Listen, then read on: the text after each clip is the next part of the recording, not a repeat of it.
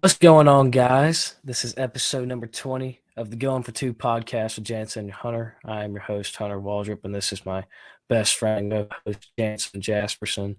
Jansen, how we doing today, brother?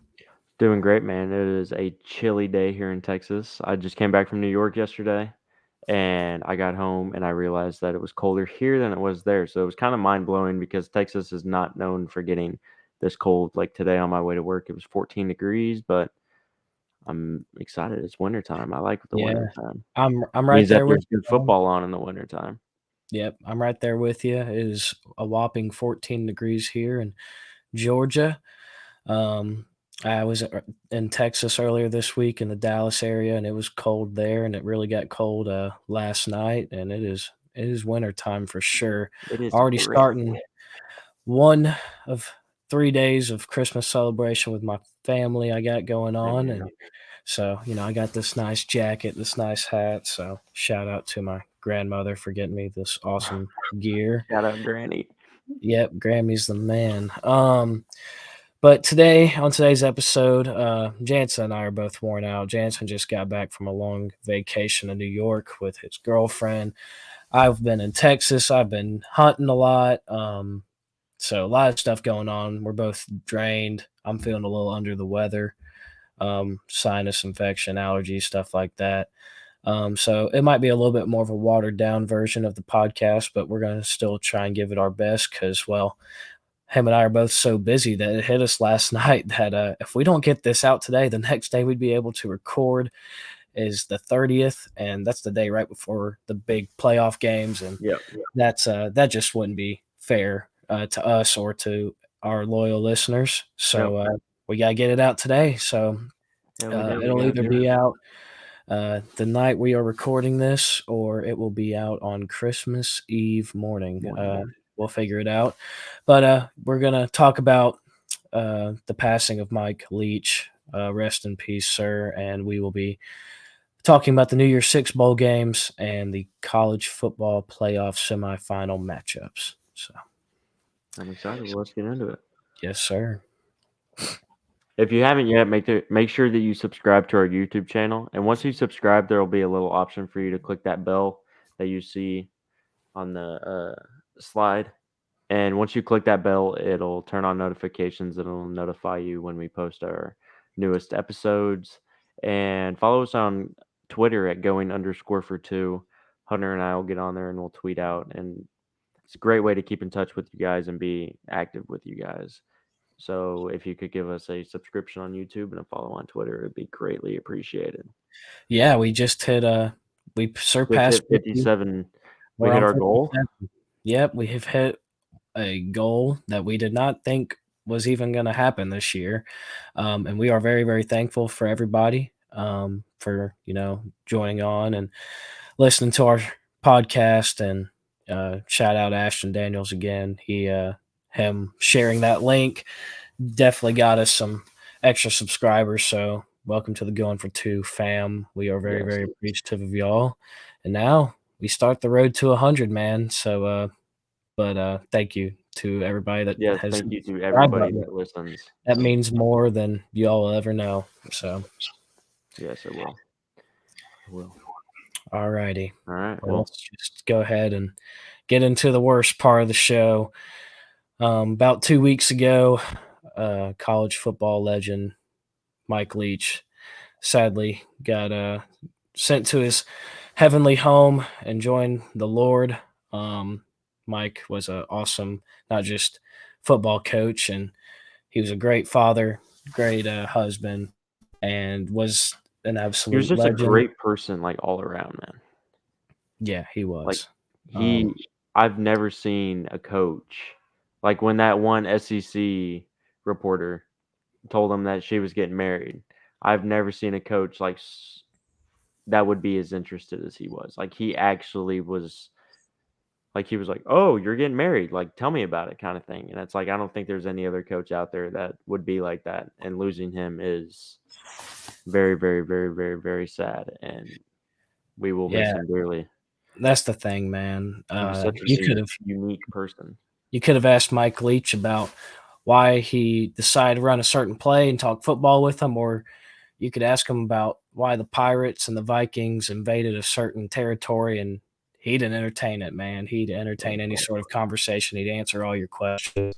So many funny press conferences, so many just great moments, and he was a great character. And college football is going to be different and not the same without him. There's so many stories, but we don't necessarily have the time to get into all of it. But Yeah. he produced a lot of great assistant coaches. Cliff Kingsbury, head coach of Arizona Cardinals, Sonny Dykes, head coach at TCU. Lincoln Riley would not be the coach he is today if it wasn't for Mike Leach. Yeah. And the game of football altogether, man, just The air raid offense. He single-handedly evolutionized college football and throwing the ball, and he was part of a lot of great teams. Obviously started at Texas Tech, and I believe 2002 or 2003, and Cliff Kingsbury was his quarterback, and Wes Walker was on his team as the wide receiver one. And he made them relevant. That was the thing about Mike, is he went to schools like Texas Tech in a city like Lubbock, and Washington State in a city of Pullman, Washington, and Starkville, Mississippi with Mississippi State, and went to all these obscure places and schools that weren't even considered the best in their own respective state, and made them relevant and made them good. Washington State finished in the top 10 his last year before going to Starkville, going to Mississippi State, and this year he won the Egg Bowl in his last game he ever coached against Lane Kiffin. And they finished 8-4, and now they are going to play in the Outback Bowl against Illinois here on New Year's Day, which ironically enough has a pirate ship. They're playing at Raymond James Stadium in Tampa Bay. So he'd be pissed if they didn't play in it. So yeah, so we're going to take this time and just do about a 10-second moment of silence for Mike Leach.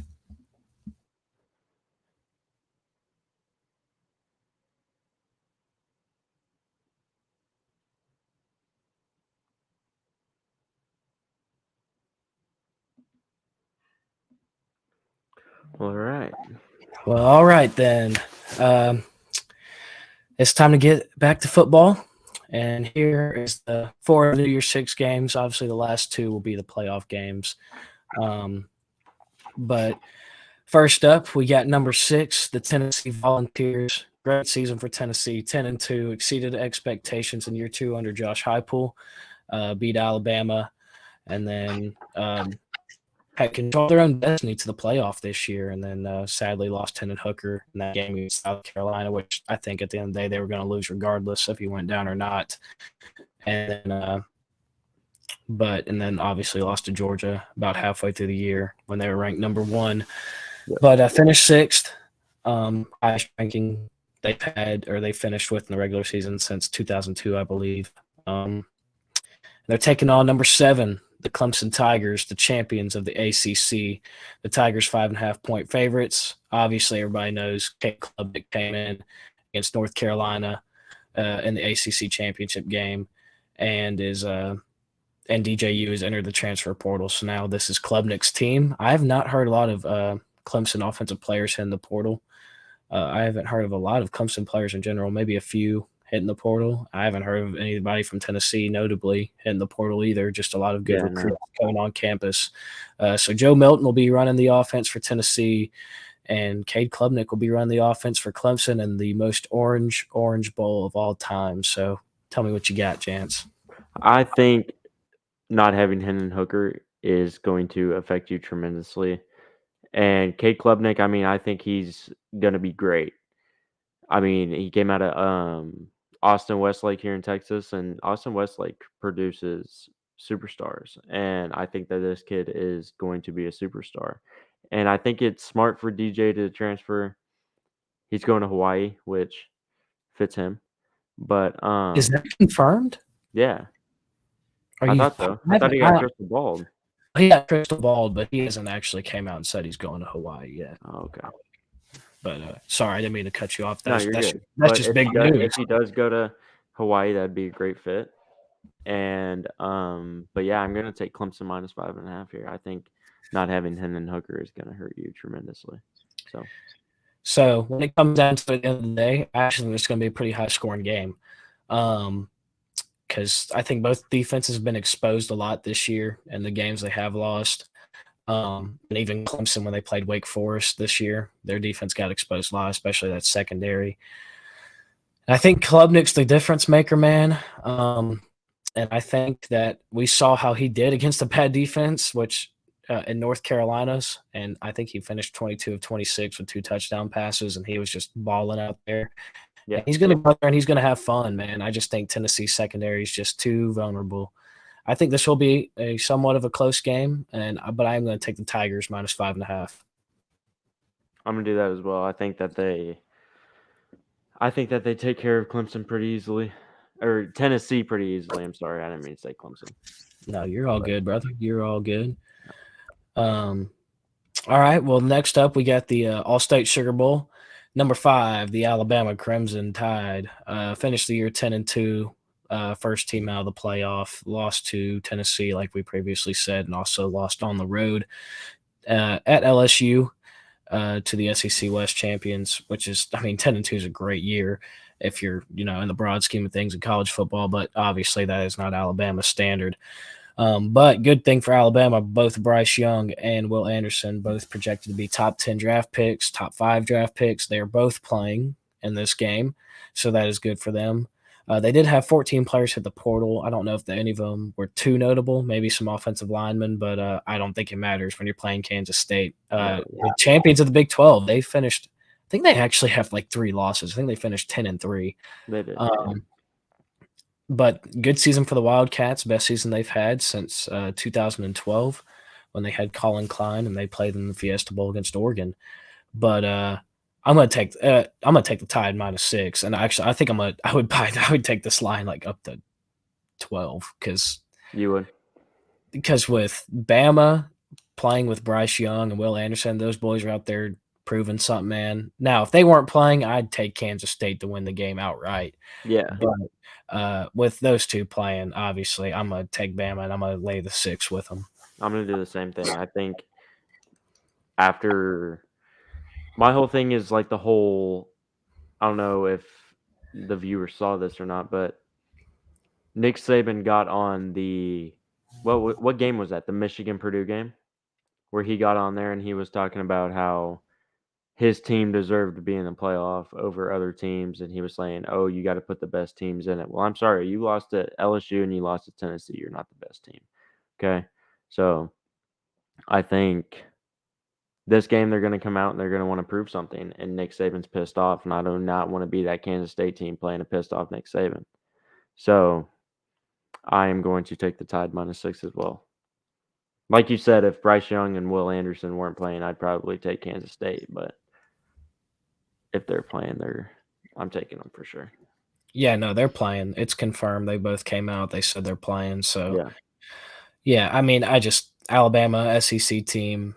They are a very good team. Number 5 fits them well. Um, you could have made the argument to put them in the playoff. There is somewhat of an argument that I think they deserve to be in. No, they did lose 2 games, but they are still a good football team. Kansas State's a good football team, but Bama, they're Bama, man. They're gonna get the job done against the Wildcats. I think that's actually a noon kickoff on New Year's Eve, which is disgusting. That's terrible. Yeah. But anyways, man, can we give a round of applause to the Tulane Green Wave? We love Tulane. If you've been watching this show all year, they've made us a lot of money. I think they actually finished with the best record against the spread this year. Makes sense why you're the green wave. Yeah, that's right. Number 16, Tulane, playing number 10, USC, the Pac 12 runner ups. I think both teams finished with 2 losses this year. USC, heartbreaking loss against Utah. They had them in the first half and then got blown out in the second half. And then Tulane get avenged a loss that they had earlier in the year against UCF in the AAC championship. USC's 2-point favorites, but I think Tulane's going to win the Goodyear Cotton Bowl. Man, while you were just talking, I was writing down what I think. And I wrote down Tulane money line. I think Tulane could definitely beat USC. This line is a little small, which is very It's very questionable. yeah. Why is it Why is it so? only 2? Yeah, I'm gonna ride the green wave, no pun intended. They've been at least +2, but I'm gonna take them to win the game outright if the line's that small. I don't know. I just think like this is their Super Bowl, man. All these Group of 5 teams actually come out and give the Power 5 teams a run for their money for the most part. And this is going to be a very exciting game. Caleb Williams, he's questionable because of that hamstring injury he did have against Utah. I don't think Jordan Addison's going to end up playing. So just a lot of star power out. And Tulane, I think they run the ball a lot. I think they're going to control the clock, and I'm gonna take the green wave, man. I'm behind them. I've been behind them all year. So give me Tulane money line. yeah. I'm gonna take two. No, you know what? I'm just gonna take Tulane. Actually, I might as well. I'm gonna take Do it. Tulane to cover and Tulane to win outright. Do it. Yeah, there Yeah, you go. There you go. yeah. All these games are going to be fun, interesting games, except I don't know if that Alabama game's going to be close, but I think the other three will be good. Um, I don't know, bro. After what Kansas State looked like against TCU, I think that might be close. yeah. But Oh, we'll if see. Kansas State plays the way they did against TCU, they'll give Alabama a run for their money, I think. Yeah, I could definitely see it. Um, so then we got the Rose Bowl. It's a great game every year, and the good thing about this Rose Bowl is that there's not a lot of players opting out of it. A lot of people are saying no bowl games and are losing their significance if it's not a semifinal game, which is true. But the one good thing about the 12-team playoff that I do like, there's only one good thing I do like about it is that all the New Year's Six bowl games are a part of the or they are a part of the 12-team playoff, so they will all get that recognition back. Um, but this game, not a lot of players opting out. Sean Clifford's last game as a Penn State Nittany Lion just seems like he's been there for like 7 years. Yeah, yeah, Versus Cam Rising and the Pac-12 champion Utah Utes. Now Penn State obviously flown under the radar most of the year, but they only had 2 losses, and their 2 losses were to the second seed and the 4th seed in the college football playoff. They're a very good team. Um, Utah, uh, obviously, they never can just win out and when they have the talent to and go undefeated or lose one game. They always have to find a few to slip up on. They lost to UCLA, yeah. they lost to Oregon, and they And lost they to lost to Florida. Florida. That game hurt them bad, man. But they did show out in the Pac-12 championship game. They showed that they own USC. Cam Rising's playing. There's Dalton Kincaid's playing. They're bringing the whole squad out there. I think they're favored for a reason. I think they came so close against a really good Ohio State team last year. I'm going to take Utah, and I'm going to lay the 2.5. Yeah. I mean, Penn State has flown under the radar, but I think what's his name, James Franklin. Yep. This will be kind of like his head's not there with the program. He's trying to think of other. He's trying to think of other. Not whatchamacallit, but where's he going? Where is James Franklin going? I forget where he's going. James Franklin's staying put in Penn State. Wait, who's leaving? Sean Clifford, he's their quarterback. This is his last game. Oh my god, bro. It's all That good. shows you how worn out I am. Yeah, But you're worn out. yeah. But yeah, I'm not even gonna say anything else. I'm taking Utah -2.5 because it makes sense. There you go. All right, we'll roll with that, brother. We will roll with that. It's all good, Jance. Don't be too hard on yourself. We all been having long days, but this right here, what we've all been waiting for. You got the college football playoff semifinal matchups coming up on December 31st, 2022. The first game will be number 2 Michigan versus number 3 TCU.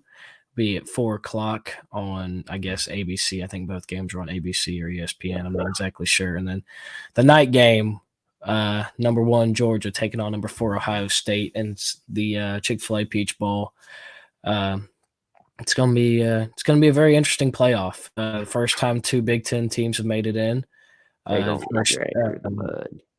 first time TCU's made it in the playoff. First time in a minute a Big 12 team, I think, since Oklahoma in 2018 when Kyler Yeah. Murray I think that's the last time a Big 12 team has made the playoff. Made the playoff, yeah. Shout out to the Big 12. And then you have the number one Georgia Bulldogs, 13-0 SEC champions, defending national champions.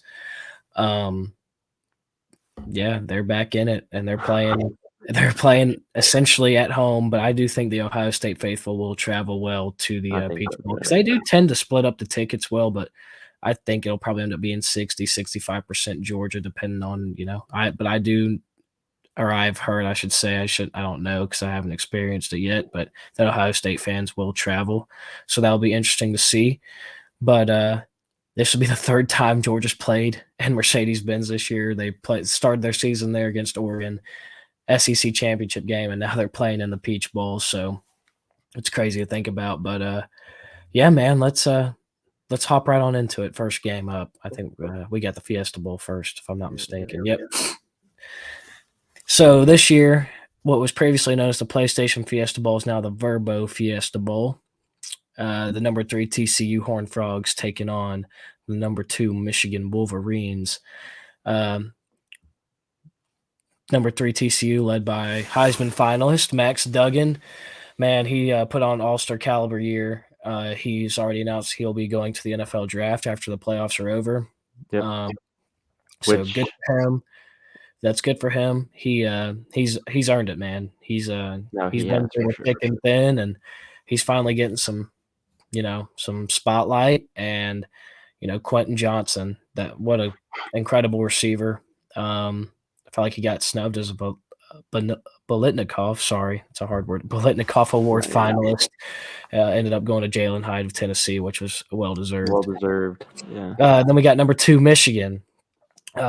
These boys play. They're big up front. They're fast. They're physical. Yeah, Blake Corum's out. Doesn't matter. Let's throw in Donovan Edwards and let him run all over people. Ran all over Ohio State. Ran all over Purdue.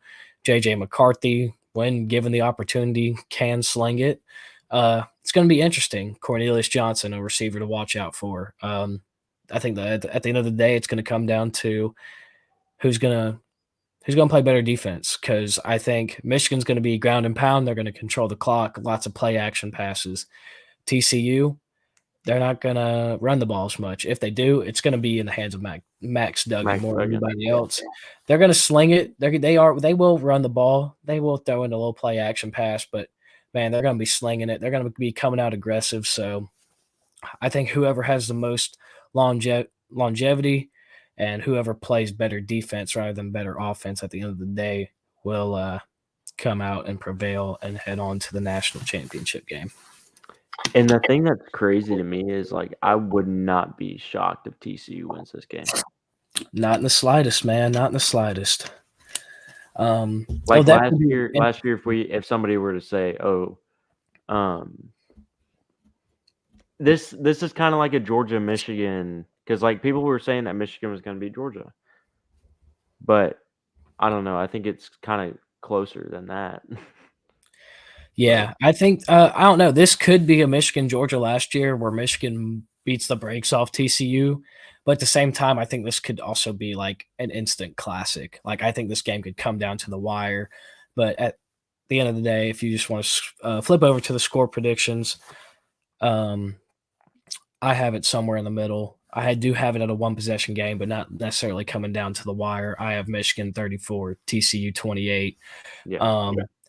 I think TCU is going to put up points. I do think that Michigan, I think their ground and pound and their physicality, both on the front 7 on defense and their physicality on the front 5 on the offensive line, is just going to be too much for TCU. I agree. And another thing is that TCU, it seems like almost every single game gets down 10 points, 14 points. I think at one point in the season they were down 21 points, and they always come back. And I understand that's how they win games.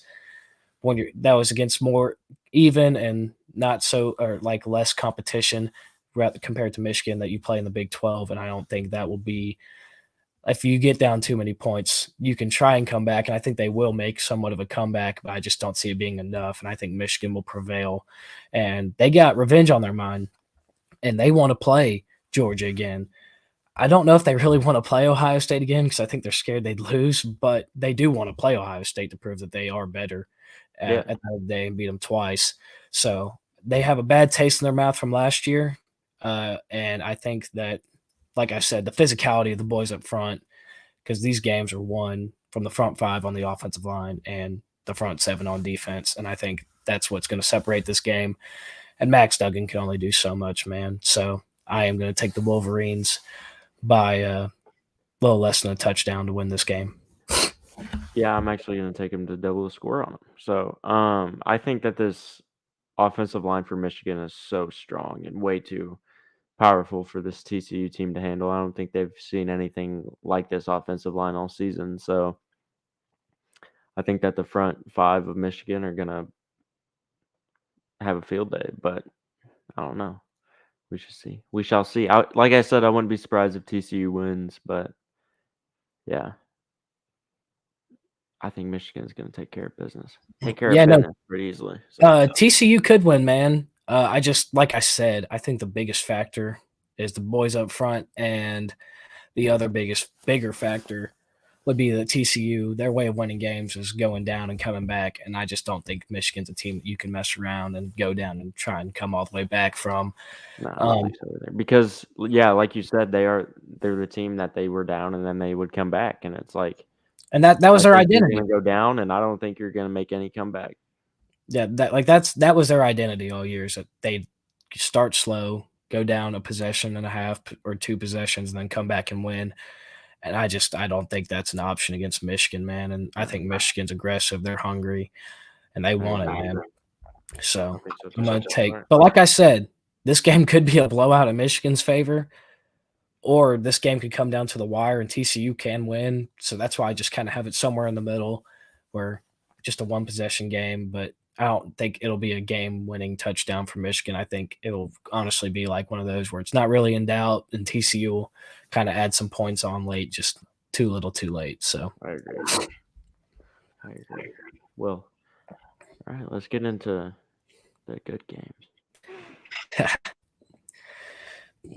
the number 4 Ohio State Buckeyes, excuse me, or will be traveling down into the state of Georgia to Atlanta to take on the number 1 ranked Georgia Bulldogs. Georgia 7-point favorites. Oh no, I'm Jansen here. left. You're good. Oh, okay, You're sorry. good. I'm I here. was like, oh gosh, because I had a little cellular thing popping up No, saying you're I was good. lagging. So, anyways, Ohio State traveling to Georgia, take on the Bulldogs. Kind of similar to the Michigan TCU game, man. Um, go ahead. All right, I'll be right back. I'll be right back. You're good. I can do this solo. So kind of similar to the Michigan Ohio State game. Yeah, kind of similar to the Michigan Ohio State game, man. I think Georgia is the same. They're just a bigger and better version of Michigan. Um, Now, Ohio State, I think the biggest thing for them is that they have the psychological advantage in this game. They've been told for the past month and a half, like, you're weak, you're soft, you can't compete with the big boys. Like Michigan owns you. You're not good.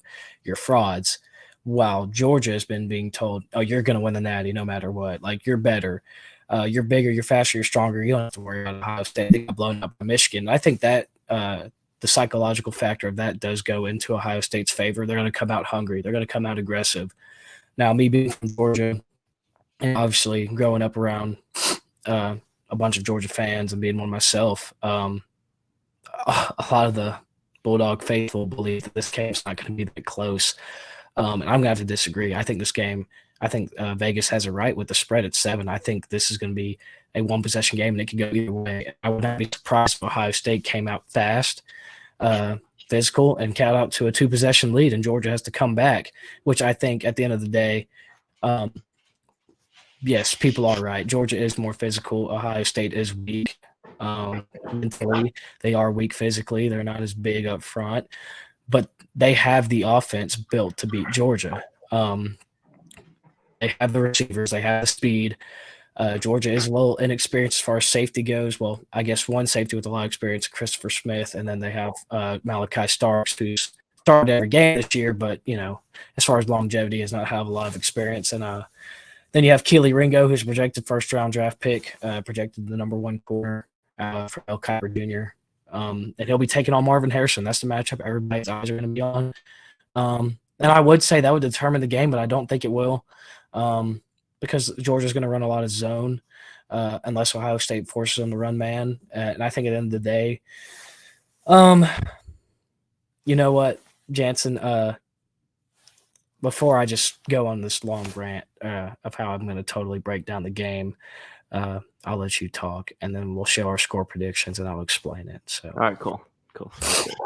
So my thing is I don't know what all Hunter said, but my thing is I'm interested to see how Georgia's secondary, excuse me, and Ohio State's wide receiver core is going to line up. I think Georgia's secondary has played pretty strong this year in big games, but the way Keely Ringo's been playing the past couple of weeks, I think that might be a problem. But I think if you give Kirby Smart a month to get these guys right and give up how many passing or damn near 500 passing yards? it was like 500 or 520 Yeah, or something like that.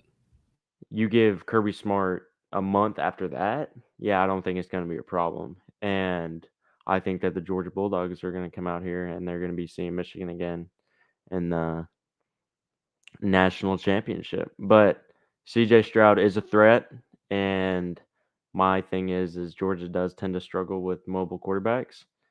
And well, Go yes to the and next no. line. I'll take it from here. I'll take it from here. I'm ready. I've been building up for this. All right, go. All right. Show All the right, I'm scores. taking the dogs -7, so All right. What I said before, while you were taking care of whatever you're doing. I said that I think Vegas has this number right. I think it'll be a one possession game. I wouldn't be surprised if Georgia started slow and Ohio State started fast.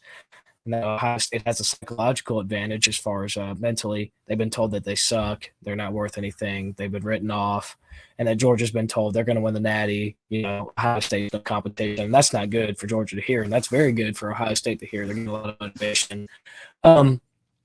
But Georgia, they're more physical. That defensive front, when they needed to against Tennessee, they got after him. I think they had 6.5, 7 sacks against Hendon Hooker and the Vols. So here's the thing. CJ Stroud's really not that mobile. It's almost like he's scared to use his legs, and you could really see it, that he's vulnerable when his first and second options aren't there. You saw it in the Michigan game. And that gives Georgia the luxury to blitz all out, because when you see a quarterback scared to use their legs and they're not going to really step up in the pocket, you know where he's going to be every time. He's going to be at the end of his drop. He's going to be, at the end of that 3-step drop or at the end of that 5-step drop every single play, and it's repetitive. So that gives Georgia an advantage on defense to get to the quarterback. You don't have to worry about him getting, running around or doing anything of that nature. And until CJ Stroud proves that he can get out of the pocket and use his legs and make the throws on the run, or, get the first down with his legs, Georgia has the advantage to blitz whoever they want on defense. And I think that was another thing with Tennessee, is that unless it was like more of a designed run, Georgia, that's what gave them the advantage on defense, is they got the pressure. They were blitzing, they were running the stunts. And I think that is going to be a big factor in this game. So unless Keely Ringo gets burnt consistently, which could happen, he's been playing very questionable ball. He is very fast, but he's been playing very, very questionable the past 2 or 3 weeks, or 2-3 games, I should say, rather. Unless he's getting burnt by Harrison consistently and Stroud just throws it up to him, man, I've never seen a team be able to run the ball on Georgia successfully since Kirby Smart's been there. yeah, So I don't think running the ball is going to be the answer for Ohio State. I don't think And so. I think with the physicality of the front seven for Georgia and the luxury of being able to blitz more freely, that they will get the win. They will prevail. And more than that, like I said, I would not be surprised if going into halftime, this is similar to the Ohio State-Michigan game, where Ohio State came out in the first half guns a-blazing, and they're winning at halftime from anywhere to 3 to 10 points. But I think with Georgia's mentality, and like you said, you brought up a really good point, Kirby Smart being able to prepare for a month to get ready for this team, that is not in the favor of Ohio State. Absolutely And not. the championship pedigree, some of these boys have been here before, like Stetson and Bowers and Washington on the offensive side. And then on the defensive side, Chris Smith, Keely Ringo, Jalen Carter, Nazir Stackhouse. Like they've been in these situations before. They've played for a national championship. They know what it takes. And State hasn't. They don't have that, mindset. They haven't been there before. And with all those factors, I'm going to take Georgia 38-31 and cover the spread, but technically Ohio State covering the spread as well. I Push. think Georgia's going to win by a touchdown, and I think Georgia will take on Michigan in the college football playoff national championship in Los Angeles for 2023. I think so as well. I think Georgia definitely, because like you said, like if they shut down unless Keely Ringo gets burnt and they throw it to Marvin Harrison every single play. I mean, what else are they going to do? They can't run the ball. I will say, though, Georgia is going to have to do a little bit of everything on offense Jackson because, Smith, the Jigba's out. He opted out for yeah. But this is something we didn't really touch upon. We just talked about Ohio State's offense and Georgia's defense. So now I'm going to try and talk about Georgia's defense or Georgia's offense and Ohio State's defense. So in the first half, and then the reason why I keep going back to Michigan's game is because that's the most recent we've seen Ohio State. That's the best team Ohio State's played, and Georgia and Michigan play very similar to each other. Yes. So that's why I keep comparing the Ohio State Michigan game to how they're going to play against Georgia and kind of what I saw. So Ohio State was bringing damn near 9 people in the box every play, and they were just daring Michigan to run the ball on them.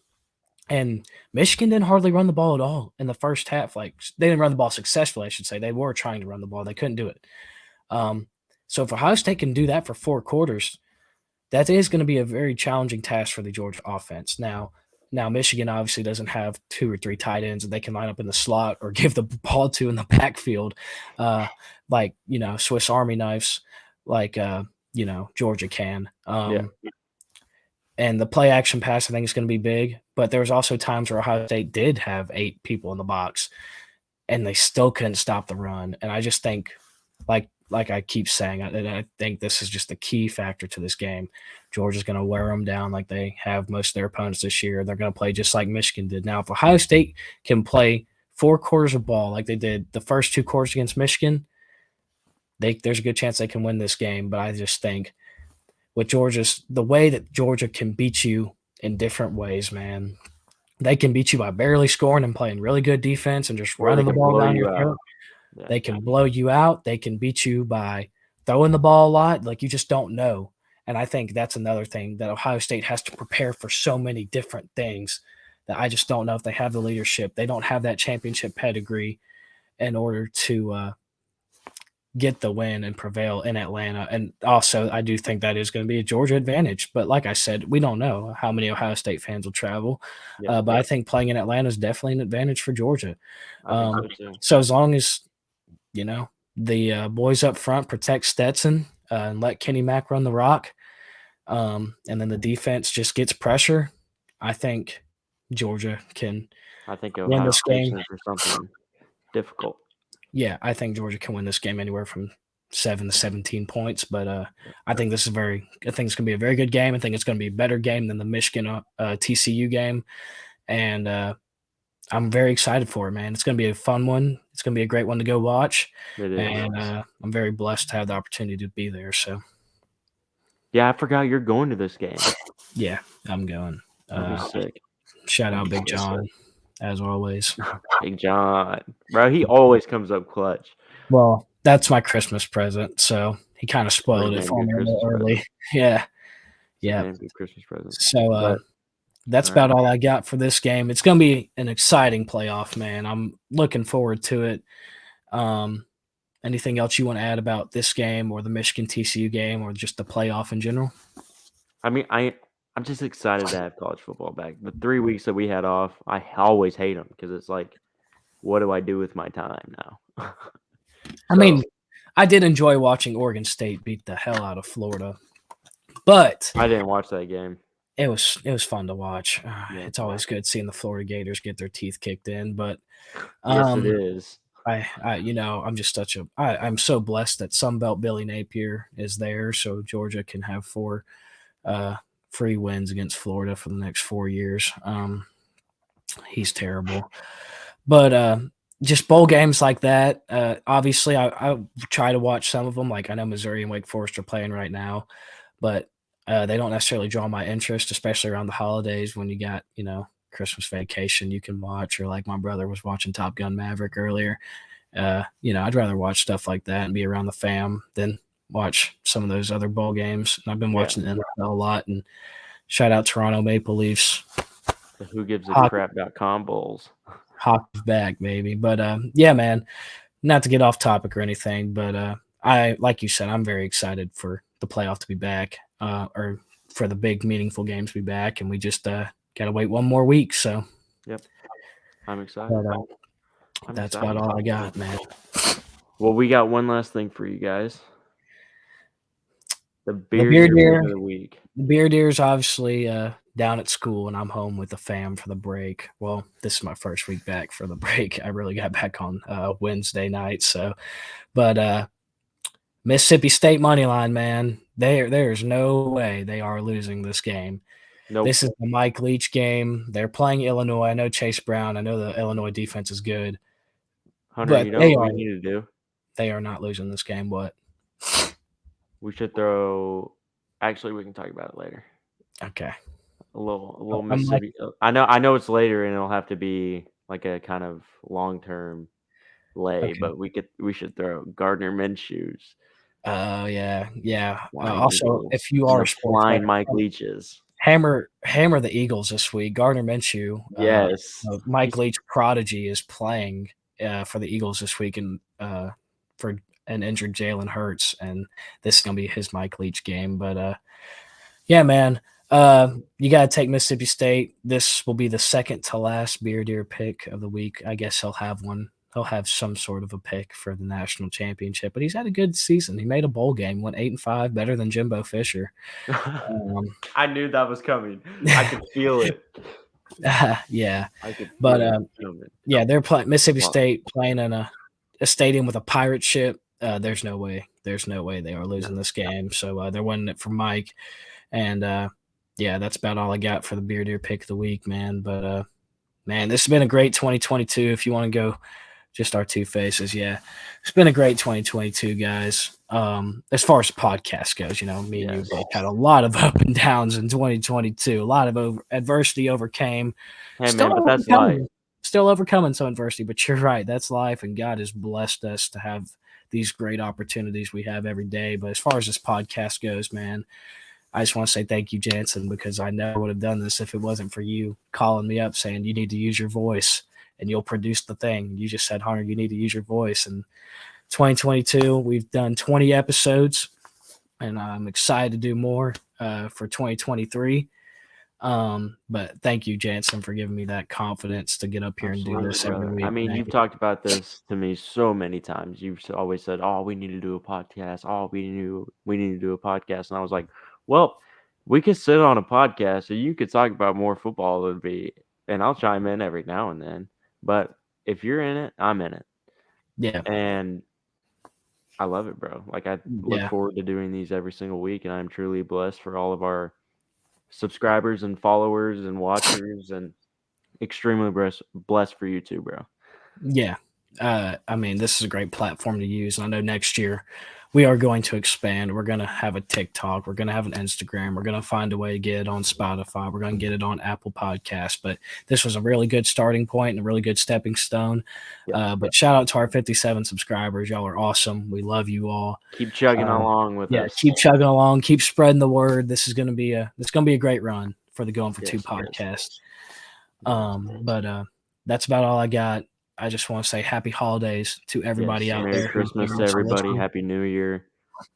Yep. Merry Christmas. Happy New Year. I hope you all have a great time with your families. And don't forget the real reason we celebrate. But thank you to everybody. Yes, sir. And God first. God bless. We love you all. Yes. Love you guys.